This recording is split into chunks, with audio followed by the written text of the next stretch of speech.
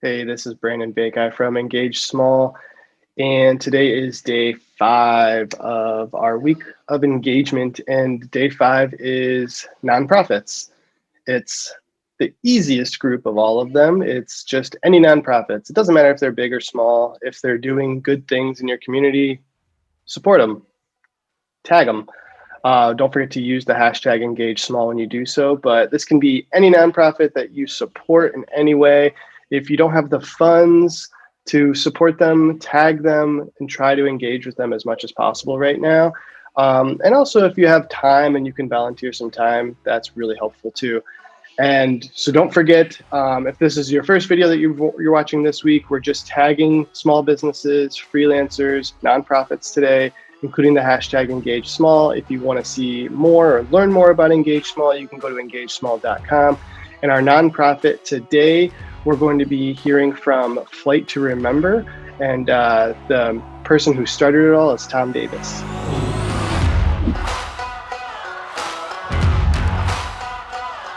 Hey Tom, how are you doing today? Thanks for taking the time.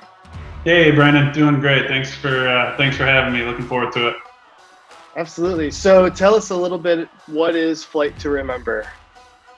Yeah, so Flight to Remember is a nonprofit organization.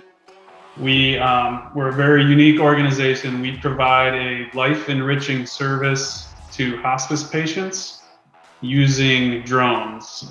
And what we do is we work with hospice organizations, and when a patient is near end of life, we work with the hospice organization to determine what their most meaningful locations are and that they would like to see again.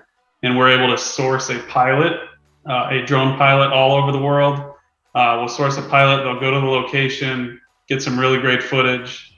They submit that to us, and we have editors that'll create a memento video or a nice little video collection of the locations so that they can get the experience of being in those places one more time. That's amazing. So is this a service that's like free to the patient?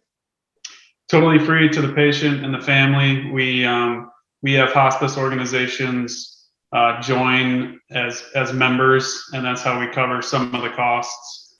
We primarily focus on nonprofit hospice, community-based hospices. Mm-hmm. But we serve nonprofit hospices all the way up to your for-profit large hospital systems, and even if individuals call and they want something done, they've heard of it, we're more than happy to do that as well. That's great. So what kind of locations do these people request? Oh man, it is the full spectrum. So you go from the Las Vegas Strip, Paris, downtown Paris, the Grand Teton Mountains, the cliffs, on the shore of Wales, all the way down to 109 Wheaton Street in Deckelman, Idaho, where they just want to see a backyard and the bench that they used to sit on in the backyard and hang out, and their flowers are there. So it's the complete spectrum. The famous, big locations are cool, but when you get someone's yard and you fly a drone up their driveway so they can experience that one more time. Like those are the most meaningful, I would say. Yeah, that's really cool. So where did this come from? How did you start this? Yeah, so in maybe 2015, my mother-in-law actually showed me a YouTube video of a drone and people getting footage, and I loved it. I thought it was the coolest thing. Went on eBay and bought one cheap and was gonna be start a company that did movies and real estate and construction, all the stuff with the drones that everybody's doing. So I did some stuff. I made some, did some real estate stuff and construction. And one day, and I got into it and got, more advanced drones. And one day I was talking to one of my real good friends, and his cousin, her daughter had a rare leukemia, was in and out of the hospital. And at one point, it was like a Saturday morning, we were talking, and he was telling me that she was bummed because her whole class was going to a special trip on a Saturday down at the beach. And I said, hey, you know what? These drones can live stream, from the air and get the view. And I said, why don't you see if they want to do that? And we could go out there, fly it, so she could, kind of be there. Yeah. Turns out they had stuff going on. We weren't able to do it. But that night, I was sitting on the couch with my wife, and I just said, this would be great for folks in hospice that are going to be confined to their home or the facility. And we can virtually take them there. So I emailed, just went on the contact page of a bunch of hospice organizations and said, hey, I got this idea for a drone service. And so Hospice of the Western Reserve here in Cleveland replied. They were the only one that replied.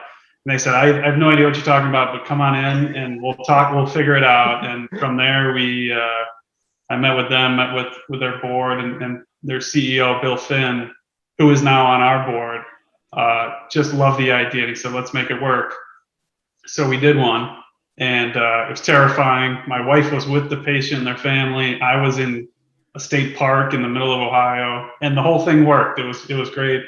And then from there, we said, I think we're onto something. Let's make this happen. We formed the nonprofit and grew our board with a bunch of great people.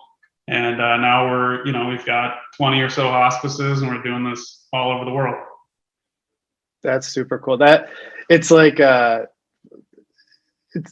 usually people are like, well, there's this thing, I slowly did this thing. Like you had such a instant, it was like a switch, like Yeah. I had this idea and then hours later you were like, no, that idea is the idea and this is how we're going to do it. Like that's really amazing.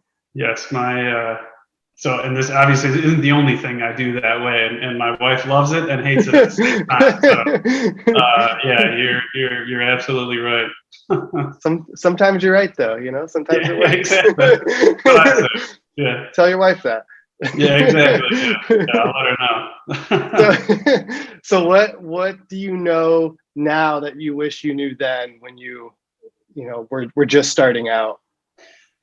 Yeah. I think there's a lot of when it comes to building a nonprofit, there was a lot of things that I didn't know. So, similar to your point before, I was like, okay, I'm going to do a nonprofit, and I just figured out how to submit the app and do all the things and write the board book and just put my head down and did it through several nights. Obviously, it took a while.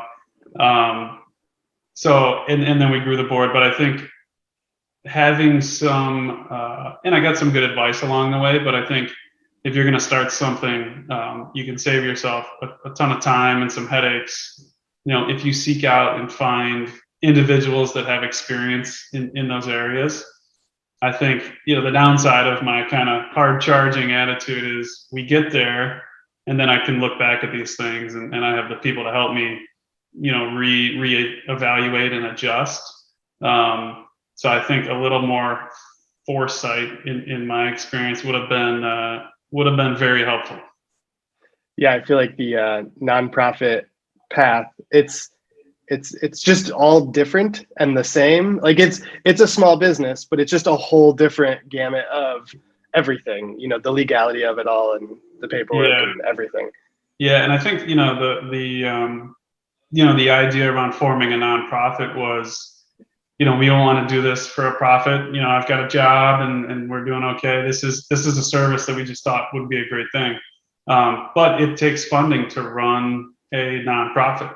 And one of those things, we've been very lucky. I work at Highland Software, and they as part of their employee, corporate responsibility, they support, and that has gone a long way. We've got board members from KeyBank, and we're able to get smaller donations, but we just now have brought on the board members and the team that is going to focus on development, and doing those things the right way and getting grants and all that, so we can run the business.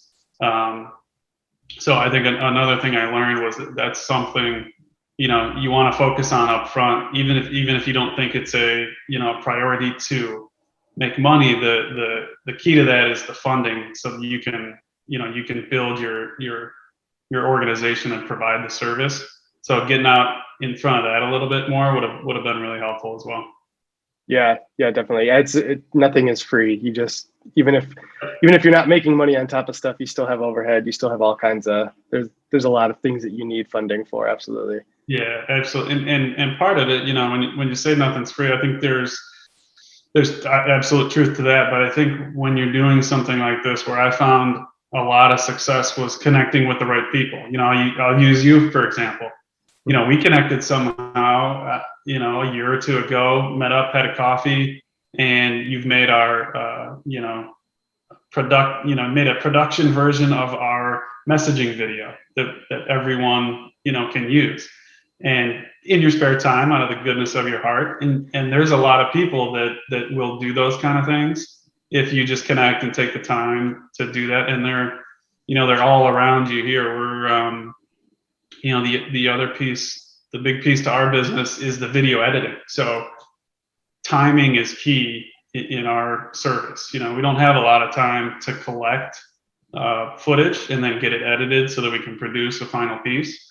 So we've partnered with local, career institutions, even our local Avon High School. We now have a Avon High School senior who's going into media production, who is helping out doing editing, and he can turn it around quickly, and then we're going to start to grow that channel right here in Cleveland, in Avon in Cleveland. And we've got some very video production technology companies in the area that have we've partnered with and talked to that have provided a lot of help at no cost. So those are the keys, and kind of along with the concept of engaging small. You can engage small, but there's a big impact that you can find. Yeah, that's great. And it's finding that community to help lift you up, and they're all the people in your backyard who everybody wants this thing to succeed, and it's kind of on everybody to make sure that it does. Yeah, absolutely. It's and it is one of those things when you talk, we have a special service, and everyone loves the idea. But if you really sit down with them and connect and take some action, that's where you get the results. So we've had a lot of success there. That's great. So how do you prefer to really interact with people, on social media? Where kind of benefits you the most? Yeah, so this is another area that we've started to focus on. So we haven't really put any effort over the last 4 years into marketing. Someone would catch wind of our service, and we would get a call for an interview. So we've got interviews from the Washington Post, the Smithsonian, the Toronto Star, all these big things, and some of them I still couldn't tell you how they got our information, but we did an interview, and they posted an article, and then there's other that's kind of the big thing that would launch a lot of activity.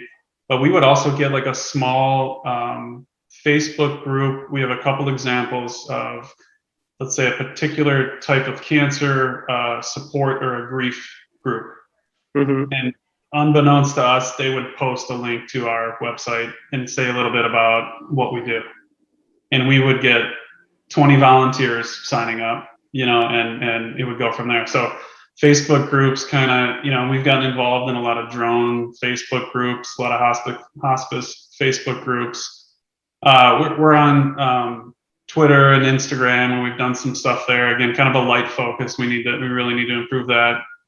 The other day, this was maybe a month or two ago, one of our board members went on Reddit and posted, and I think we had maybe 210 pilots that have signed up to fly for us across the world.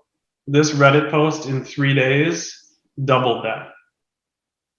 Just drone pilots who are on there and said, "This is awesome. I'm going to hit the link and sign up." So the social media aspect is kind of what we need to focus on now, and those kind of things. But it is, again, another small small thing that can have a huge impact. So it's primarily been the social media avenues we've been using lately. Awesome. So what, being the owner of a business and having a full-time job on the side of this thing, so you're obviously very busy, but what do you do that has nothing to do with Flight to Remember? What do you enjoy doing that has nothing to do with Flight to Remember? Yeah, well, my latest, and this is another dumb example of put your head down and do something crazy, was I started a PhD in psychology like What? a year, I don't know, almost 2 years ago maybe now, and I've only got like 8 months left, but it's crazy. So that's been awesome. It's learning those things and kind of applying it to work, to the nonprofit stuff. So that has been, takes up a lot of time, but I separated it. That's the night shift. I outside of Flight to Remember, we have 3 kids, and we do. We're spending as much time as we can with them. Especially the last year and a half, bike rides, walks. I'll take the boys and our daughter up to the football field here in Avon, and we'll throw the football around and run around on the field. And now they're back into soccer and football and everything. So we're doing that. In the end of the last year, we bought a tandem bicycle, so I can get the kids on the back and we'll ride around Avon, and they can't go anywhere. They have to talk to me. So that's some of the stuff I like doing. But yeah, outside of that, awesome. I don't know. I enjoy golfing. I have a motorcycle. I love riding a motorcycle. But yeah, those are some of the things I'm doing outside of Flight to Remember.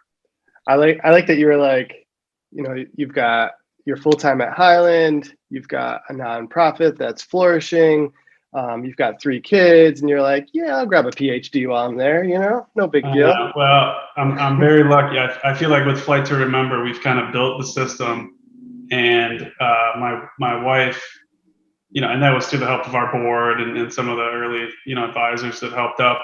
And my wife runs Flight to Remember now. She does everything from coordinating the flights. She'll jump in and edit videos, at midnight when we need to get it done the next day. I kind of just am still very involved, but I'll kind of give ideas and she'll tell me not a good idea, and she just does her thing. So I'm lucky there. And then obviously at work, I've got such a great team at work.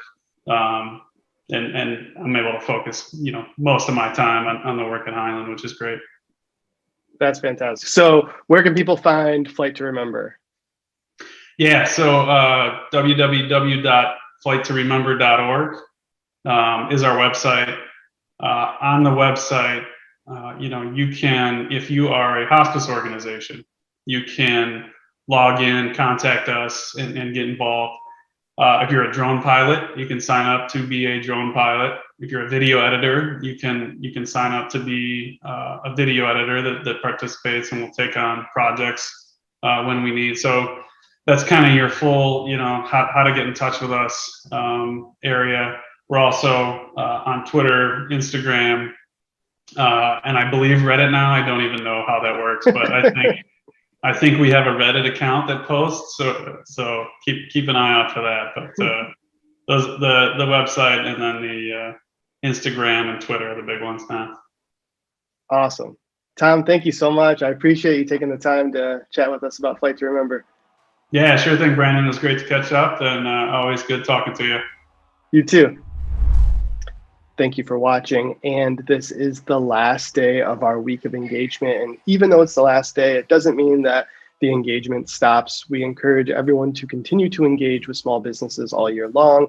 Please include the hashtag #EngageSmall so we can continue to see all of that growth and all of that engagement that everyone's doing. We really appreciate everyone's support. It's been really fun and awesome to see people using this hashtag and reaching out to us. It's been really cool. So please, if you want to learn any more, if you want to participate or help out or be featured on our website, please go to engagesmall.com. You can see us on Facebook and Instagram. We just thank you so much for everything that you've done to help us, and we're going to continue posting. We have resources on our website for small businesses and freelancers, so please check those out if they might be of help to you, and let us know if we can help in any other way.